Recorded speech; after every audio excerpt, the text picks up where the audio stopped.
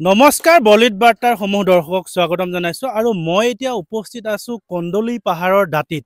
এয়া চাওক সুন্দৰ এটা বিনন্দীয়া পৰিৱেশ। এয়া হ'ল চাহ বাগান আৰু যদি মোৰ পিছতে দেখাওঁ এয়া হ'ল কন্দলি পাহাৰ আৰু এই কন্দলি পাহাৰৰ দাঁতিতে অনুষ্ঠিত হ'ব 4দিনীয়া কাৰ্যসূচীৰে বাদুলি খুৰুং মেলা। 25 বছৰত ভৰি দিছে বাদুলি খুৰুং মেলাই। কোৱা হয় যিসমূহ নাৰী আছিলে তেওঁলোকে অভিশাপ পাই ইয়াত এতিয়া বাদুলি হৈ আছে।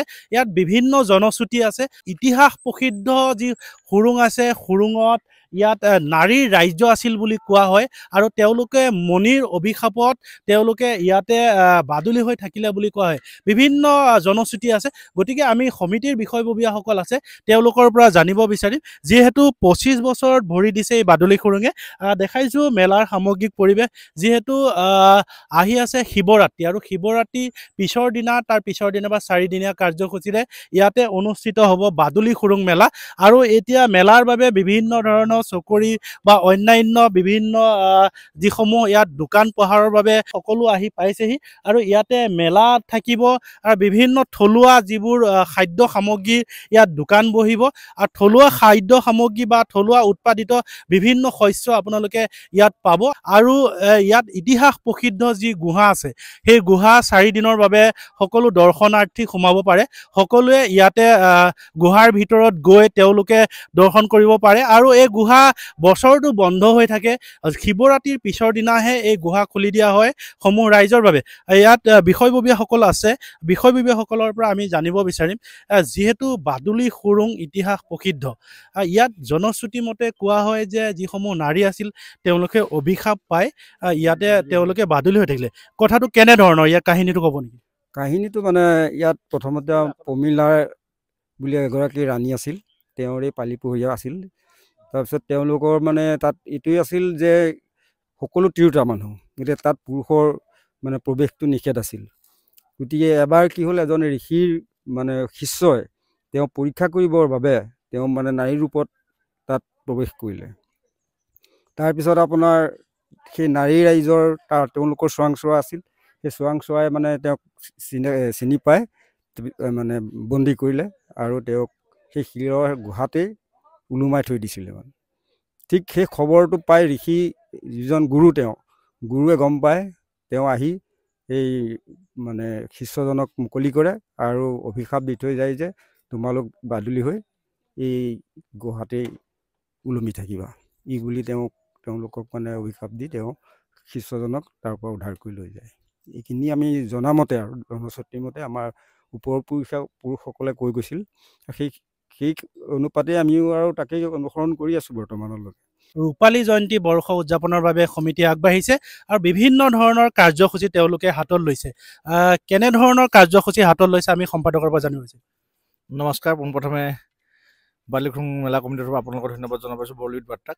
আমি আজি পোনপ্ৰথমে আমি 4দিনীয়া কাৰ্যসূচী আমি আৰম্ভ কৰিব ওলাইছোঁ। যিহেতু ইয়াতে 2001 চনৰ পৰাই আৰম্ভ হৈ আহিছে। 4দিনৰ কাৰ্যসূচী বিভিন্ন ধৰণৰ কাৰ্যসূচী আছে। আমাৰ 1 তাৰিখৰ পৰা আমি কাৰ্যসূচী লৈছোঁ। প্ৰথম কাৰ্যসূচী আছে আমাৰ পতাকা উত্তোলন, তাৰপিছত আমাৰ খুৰুং উদ্বোধন, তেনেকৈ বিভিন্ন ধৰণৰ কাৰ্যসূচী 4দিনীয়া কাৰ্যসূচী। এই কাৰ্যসূচীত আপোনালোকে দেখিব পাব বিভিন্ন ধৰণৰ ইয়াতে পৰিৱেশ দেখা পাইছে। মেলা পৰ্যন্ত ইয়াতে আৰম্ভ হৈছে। গোটেই বস্তুখিনি ইয়াতে আমি এটা পৰম্পৰাগতভাৱে অতীজক ধৰি ৰাখিব পৰাকৈ আমি কিছুমান ছিষ্টেম কৰি ৰাখিছোঁ। সেই বস্তুখিনি আছে আৰু আমি ইয়াতে বিশেষভাৱে আমি 4দিনীয়া কাৰ্যসূচীত আমি আমন্ত্ৰণ কৰা হৈছে 2 তাৰিখৰ বাবে আমাৰ মন্ত্ৰী ফিজু হাজৰিকা ডাঙৰীয়া, নগাঁও ডিষ্ট্ৰিক্টৰ ৰাজেন মন্ত্ৰী কৃষ্ণনেন্দু পাল ডাঙৰীয়া আৰু আমাৰ ব্ৰহ্মপুৰ সমষ্টিৰ বিধায়ক শ্ৰী জ্যোতি গোস্বামী ডাঙৰীয়া আৰু দিগন্ত কলিতা বিধায়ক, তেওঁকো আমি নিমন্ত্ৰণ জনাইছোঁ।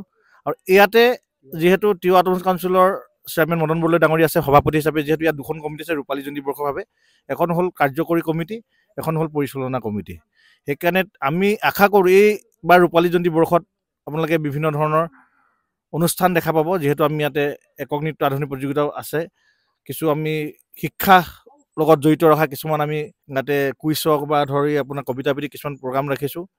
ইয়াতে দিহানাম প্ৰতিযোগিতা থাকিব।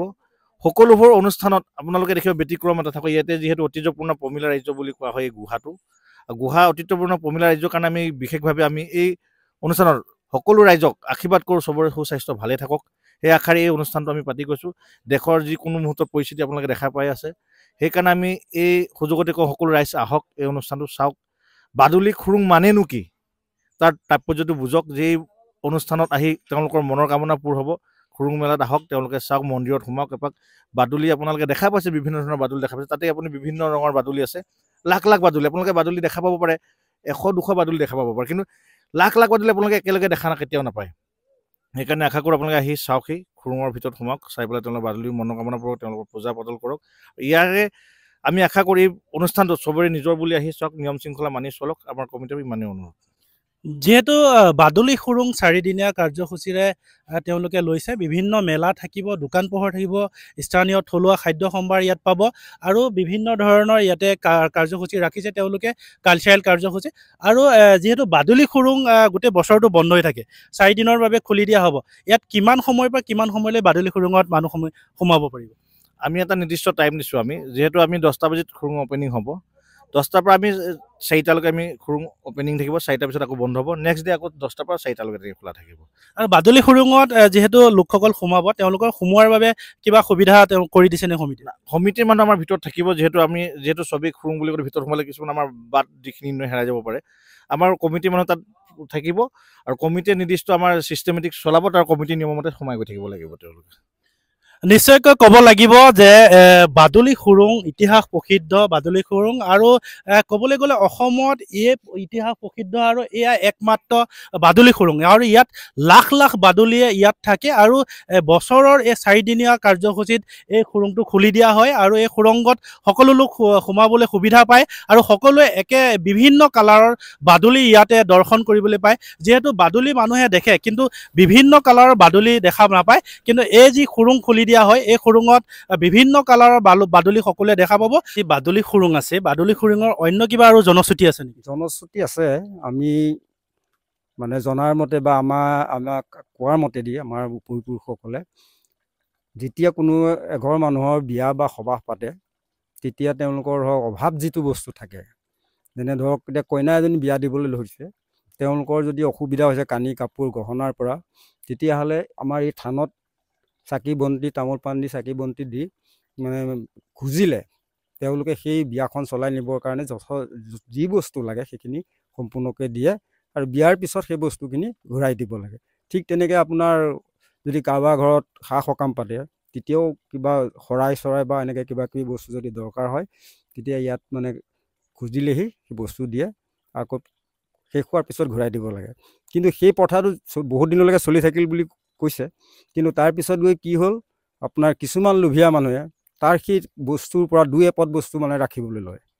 যেতিয়া তেনেকৈ ৰাখোঁতে মানে তেওঁলোকৰ বস্তু কমি গৈছে, গতিকে তেওঁলোকে আনক দিব নোৱাৰা হৈ গৈছে, তেতিয়া মানে তেওঁলোকৰ ধৰক খং উঠাৰ নিচিনাকৈ আৰু মানে তেতিয়া বস্তুটো বন্ধ কৰি দিলে। আৰু তাৰ পিছৰ পৰাই মানুহখিনি মানে অসুবিধাত পৰি গ'ল, দুখীয়া ৰাইজসকল আৰু বিশেষকৈ অসুবিধাত পৰিল, আৰু সেইটো বন্ধ হ'ল যে এতিয়ালৈকে ধৰক বন্ধ হৈ আছে। এনেধৰণে কিছুমান মানে জনশ্ৰুতি আমি শুনিবলৈ পাই আহিছোঁ। আপোনালোক আহক, এই 4দিনীয়া কাৰ্যসূচীৰে যি বাদুলি খুৰুং মেলা অনুষ্ঠিত কৰা হৈছে 28 ফেব্ৰুৱাৰীৰ পৰা 3 মাৰ্চলৈ, সকলোকে আহি ইয়াত উদযাপন সমিতিয়ে ইয়াৰ আমোদ ল'বলৈ অনুৰোধ জনাইছে। ধন্যবাদ।